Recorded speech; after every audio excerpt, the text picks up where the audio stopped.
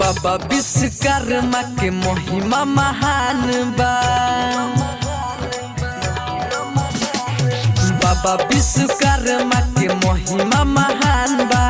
देखिला दिल के अंदर से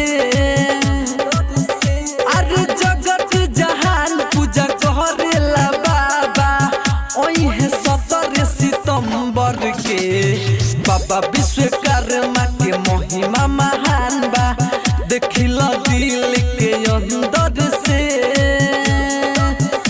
अरे जगत जहान पूजा करेला बाबा। ओहे 17 सितंबर के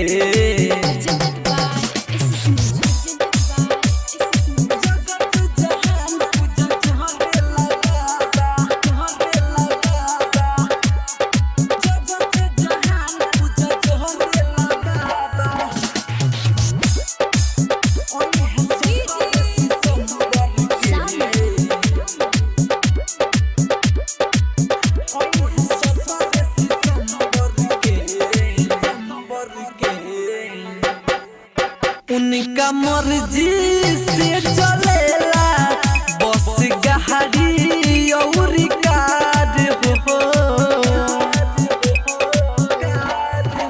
उनका मर्जी से चलेला बस गाड़ी और कार हो।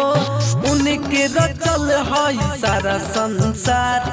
हर एक आदमी पौन के बा प्यार।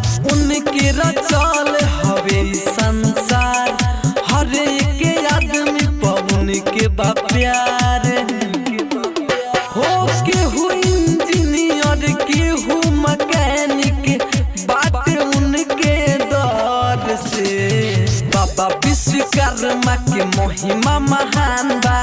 देखिला दिल के अंदर से अरे जगत जहान पूजा करेला बाबा। ओहे 17 सितंबर के बाबा विश्वकर्मा के महिमा महान बा।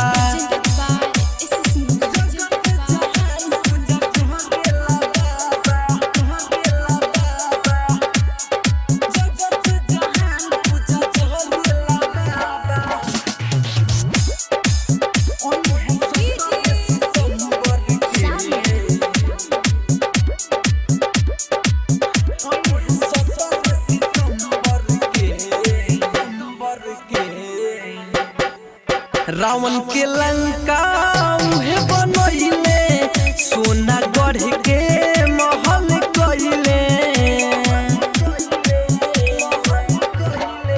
रावण के लंका उहे बनइले सोना गढ़ के महल कइले। कहेला राइटर सिकंदर हो अहे उ सब लोग के घर हो। कहेला राइटर सिकंदर हो अहे उ सब लोग के घर हो। श्रद्धा सुमन से अभिषेक पवन हो पूजला बाबा के पाँव धाके। बाबा विश्वकर्मा के महिमा महान बा। देखिला दिल के अंदर से अरे जगत जहान पूजा करेला बाबा। ओहे 17 सितंबर के बाबा विश्वकर्मा के महिमा महान बा। Recording studio red angel music Raxaul.